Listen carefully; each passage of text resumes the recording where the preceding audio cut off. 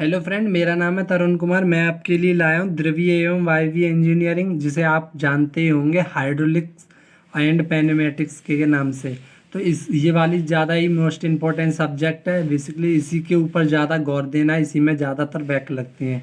तो क्या करना है इसमें, तो मैंने पहला चैप्टर लिया है। जो पहला चैप्टर है, पहले चैप्टर से एंड लास्ट चैप्टर तक आपको डेली वीडियो प्रोवाइड की जाएंगी।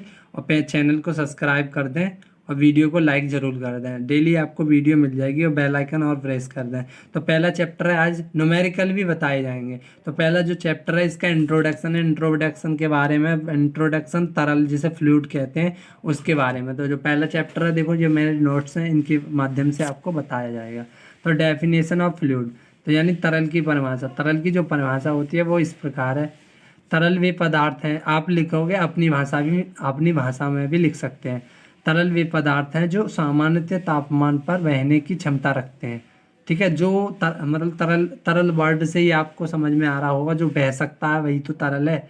तो ये क्या है, सामान्यतः तापमान पर बहने की क्षमता रखते हैं और आकार स्वयं निश्चित नहीं रख पाते। इनका आकार मतलब इनका आकार जो होता है स्वयं के लिए निश्चित नहीं रहता। अगर इनको हम हमारे ऊपर डिपेंड करता है। जैसे माना हमने इसे बर्तन में एक गिलास में रख दिया तो ये गिलास का आकार ले लेंगे, और अगर मैंने कटोरे में रख दिया तो कटोरे का आकार, भगोने में रख दिया तो भगोने का आकार, फैला दिया तो फैलने वाला आकार। ये हमारे ऊपर डिपेंड करता है हम कौन सा आकार दें इनको।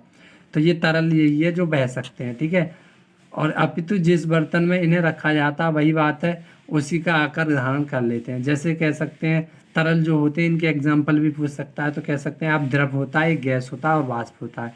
ये तरल के पदार्थ मतलब तरल पदार्थ कहलाते हैं। अब इसका क्लासिफिकेशन है और टाइप भी कह सकते हैं, टाइप ऑफ फ्लूइड या क्लासिफिकेशन ऑफ फ्लूइड।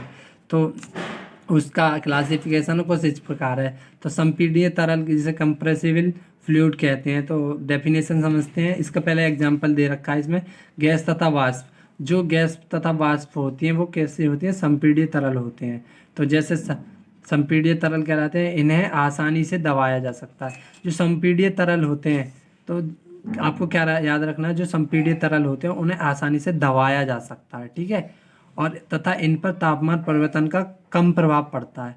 अगर हम तापमान में इनके में परिवर्तन करें तो इन पर प्रभाव बहुत कम पड़ता है। ठीक है, अगर नेक्स्ट है नगण्य, मतलब असंपीड्य तरल, इसे इनकम्पोजिबल और फ्लूइड कहते हैं। तो इसमें क्या है, द्रव असंपीड्य तरल है होते हैं, द्रव जो होते हैं असंपीड्य तरल होते हैं। द्रव को तो आपने देखा ही होगा। तो द्रव जी गैस और वाष्प की बात हो रही थी, वहाँ क्या था, संपीड्य तरल। अब क्या असंपीड्य तरल, तो वो क्या होगा, द्रव। ये तीन ही प्रकार के होते हैं, मतलब द्रव, गैस, वाष्प। तो दो तो हो गए किसके, संपीड्य तरल के। अब असंपीड्य तरल क्या हो गया, द्रव।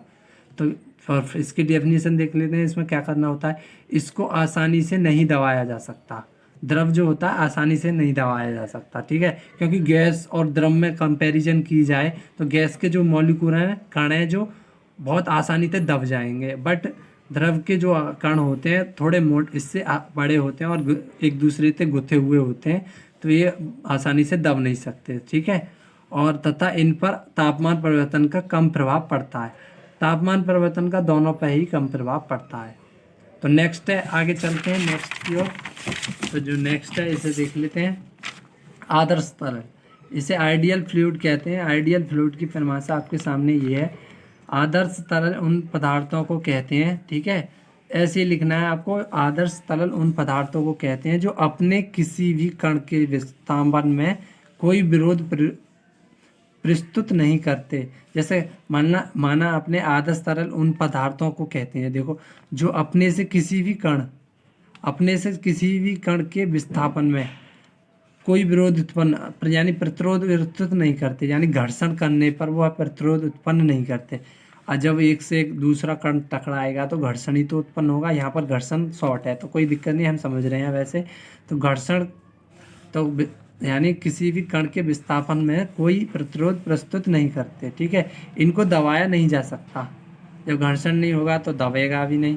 तो और ये आसान्य होते हैं, यानी असायन होते हैं। जैसे जानते हो, असायन यानी श्यानता का गुण नहीं रखते हैं, ऐसे भी कह सकते हैं। ये आपको समझ में आ गया होगा। आदर्श तरल क्या है, कह सकते हैं जिसमें श्यानता का गुण होता है, श्यानता का गुण जो रखते हैं वो आदर्श तरल नहीं कहलाते, और जो नहीं रखते हैं यानी श्यानता का गुण नहीं रखते हैं वो आदर्श तरल होते हैं। तो नेक्स्ट क्या है इसका, नेक्स्ट है वास्तविक या व्यवहारिक तरल। ठीक है, इसे रियल फ्लूइड कहते हैं। तो ये क्या है, वे तरल हैं जो अपने किसी कण के विस्थापन में कुछ ना कुछ प्रतिरोध अवश्य प्रस्तुत करते हैं। उसमें क्या था, उसमें प्रतिरोध उत्पन्न नहीं हो रहा था, इसमें कुछ ना कुछ आवश्यक प्रतिरोध उत्पन्न होता है। ठीक है, प्रस्तुत करते हैं। ठीक है, इन्हें दबाया जा सकता है, उन्हें दबाया नहीं जा सकता था, बट इनको दबाया जा सकता है। ठीक है, अब क्या है, तथा इन्हें पृष्ठ तनाव और श्यानता के गुण भी होते हैं। इसमें जो है पृष्ठ तनाव और श्यानता के गुण होते हैं, वहाँ कर आप लिख सकते हो। उसमें आदर्श में पृष्ठ तनाव और श्यानता के गुण नहीं होते हैं। ठीक है, अब 5वां टॉपिक क्या है इसमें, टाइप ऑफ 5, इसका 5वां टॉपिक है न्यूट्रो यानी न्यूटोनियम। ट्रो नहीं है ये, न्यूटोनियम। ठीक है, न्यूटोनियम तरल। तो न्यूटोनियम फ्लूइड कहते हैं, ये वे तरल हैं जो न्यूटन के श्यानता समीकरण यानी इसे कहते हैं वेलोसिटी इक्वेशन का पूर्ण रूप से पालन करते हैं।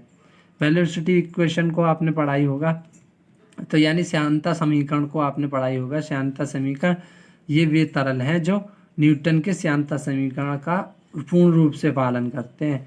इस प्रकार के तरलों के लिए श्यानता का मान विरूपण की दर के साथ अपवर्तनीय रहता है। तो ये वाला श्यानता समीकरण, आई होप आपको यहाँ तक समझ में आ गया होगा। ये नीचे वाला श्यानता समीकरण। टॉपिक क्या है, 6 नंबर, नॉन न्यूटोनियम। तो नॉन न्यूटोनियम और न्यूटोनियम में क्या डिफरेंट है, इसमें ये डिफरेंट है, ये वे तरल हैं जो न्यूटन के श्यानता समीकरण का पूर्णतः पालन नहीं करते हैं।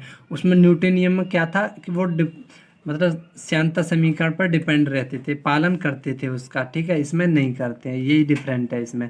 तो इन तरलों के लिए श्यानता का मान विरूपण की दर के साथ बदलता है। ठीक है, और उदाहरण विभिन्न प्रकार के विलयन। ठीक है, विभिन्न प्रकार के विलयन हो सकते हैं, रक्त हो सकता है, पॉलीमर विलयन हो सकते हैं आदि। ठीक है, ये हो गया। 7वां नंबर क्या है, 7वां आदर्श प्लास्टिक तरल, इसे आइडियल प्लास्टिक फ्लूइड कहते हैं। यह विभिन्न पराभव प्रतिबल रखता है। ठीक है, यह विभिन्न पराभव प्रतिबल रखता है तथा उसके बाद कर्तन प्रतिबल और विरूपण की दर के मध्य एक नियत रेखीय संबंध रखता है। ये इसका मतलब, इसकी डेफिनेशन ये होगा। ये आपको क्या करना है, ये उतार लेनी है या फिर स्क्रीनशॉट लेते रहें। तो नेक्स्ट है 8 नंबर, लास्ट है इसके टाइप में थाइऑक्सी। ठीक है, थाइऑक्सीट्रॉपिक। तो थाइऑक्सीट्रॉपिक को हम इंग्लिश में थाइऑक्सीट्रॉपिक ही कहते हैं। थाइऑक्सीट्रॉपिक पदार्थ वेव तरल है, ये भी एक तरल है। ठीक है, जो एक निश्चित पराभव प्रतिबल के पश्चात कर्तन प्रतिबल और विरूपण की दर के मध्य एक रेखीय संबंध नहीं रखते। ठीक है, ये एक दूसरे के बीच रेखीय संबंध नहीं रखते। कौन के बीच क्या है, जो एक निश्चित पराभव प्रतिबल के पश्चात। ठीक है, एक निश्चित कोई सीमा होगी इसकी, पराभव प्रतिबल के पश्चात कर्तन प्रतिबल और विरूपण की दर के मध्य एक रेखीय संबंध नहीं रखते। उदाहरण क्या है, खनिज तेल। ठीक है, ये खनिज तेल है, और प्रिंटर की इंक, जो प्रिंटर होता है आपका उसकी इंक। नेक्स्ट और लास्ट टॉपिक है स्क्रिप्ट इस पार्ट का। तो ये वाला क्या है, इसमें ये वाला समझ लो, काफ़ी इंपॉर्टेंट है, 1-2 नंबर में आ सकता है। तो क्या है, तरलों का कर्तन प्रतिबल और वेग प्रवणता के मध्य रेखा चित्र जो होता है इस प्रकार है। ठीक है, आपको पूरा दिख रहा होगा। क्या है, ये कर्तन प्रतिबल और वेग प्रवणता का डायग्राम है। ठीक है, जो किस प्रकार होता है, इसमें ठोस, आदर्श ठोस है। ठीक है, ये ऊपर की ओर, और ये क्या है, आदर्श तरल और ठोस के बीच कंपैरिजन की गई है, कुछ इस प्रकार की रेखा जाती है। ये आदर्श प्लास्टिक तरल है, और ये वाली जो कर्व के टाइप का जा रहा है ये अनूटनी तरल है। ठीक है, और ये न्यूटनी तरल है। ठीक है, आपको ये समझ में आ गया होगा। तो नेक्स्ट पार्ट में आपको बताया जाएगा न्यूमेरिकल, कुछ और डेफिनेशन ले जाएंगे। तो वीडियो को लाइक और चैनल को सब्सक्राइब जरूर कर दें। Thank you watching for my videos. Subscribe now and press the bell icon. Never miss an update.